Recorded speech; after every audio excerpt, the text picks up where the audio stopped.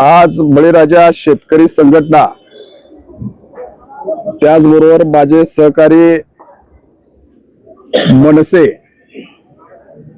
या दोन्ही संघटनेनं तीर्थक्षेत्र विकास आघाडी आटपडी म्हणजे तिसरी आघाडी ह्या आघाडीला पाठबळ देण्यासाठी, ह्या आघाडीला निवडून आणण्यासाठी, ह्या आघाडीचा नगराध्यक्ष झाला पाहिजे यासाठी आम्ही आज या ठिकाणी जाहीर पाठिंबा त्यांना देत आहे।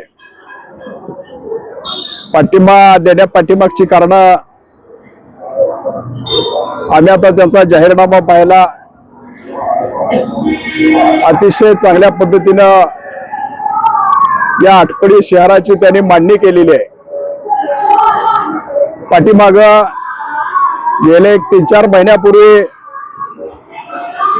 शिवसेनेच्या काही गटाने या ठिकाणी आटपडी नगरपालिका झाल्यानंतर, नगर परिषद झाल्यानंतर काही ठिकाणी आरक्षण टाकली होती। सामान्य गोरगरीब जनतेच्या लँडवरती काही जणांनी आरक्षण टाकले, ते चुकीच्या पद्धतीने आरक्षण टाकले, त्यांचे कार्यकर्ते वाचवले आणि सामान्य विरोधकांच्या कार्यकर्त्यांच्या लँडवरती आरक्षण टाकले। ते आरक्षण रद्द झालं पाहिजे, किंबहुना जर आपली तिसरी आघाडी जर यशस्वी झाली, आपला नगराध्यक्ष झाला, तर ह्यांचाच काय, ह्यांचा जो प्रशासक म्हणून वर बसलेला आका, त्याच्या छाताडा बसून आपण हे आरक्षण रद्द करून घेऊ, एवढी ताकद आणि धमक आमच्याही संघटनेमध्ये आहे, या तिसऱ्या आघाडीमध्ये आहे। त्याचबरोबर नगर परिषद करताना माझ्या माहितीप्रमाणे जवळजवळ 30-40 दिवस ते आपल्याला बसावं लागलं, त्यावेळेस आम्ही पाठिंबा दिला होता। पण काही शिवसेनेच्या हितचिंतकाने तो सुरुवातीचा डाव फेटाळून लावला, पण कोर्टामध्ये तात्या गेल्यानंतर तो नगर परिषदेचा मुद्दा हा मिटला।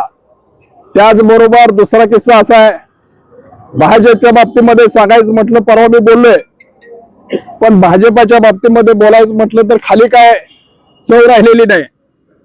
वर जो काल चंद्रकांत दादा आले होते, आटपडीच्या विकासासाठी आम्ही पैसे देऊ, ह्याच्या बापाचं राज्य नाही, कायद्याचं राज्य आहे, डॉक्टर बाबासाहेब आंबेडकरांनी दिलेल्या कायद्यांचं राज्य आहे।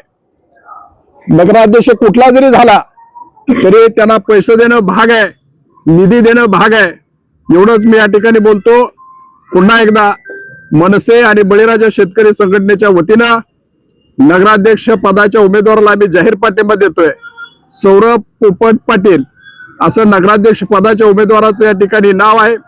त्याचबरोबर त्यांच्या 17 शीट्स आहेत, त्याही शीट्सला आम्ही पाठिंबा देतोय। आटपडीकरांनी चांगल्या मताधिक्यानं त्यांच्यावर मताचा वर्षाव करावा, एवढंच या ठिकाणी बोलतो आणि मी थांबतो।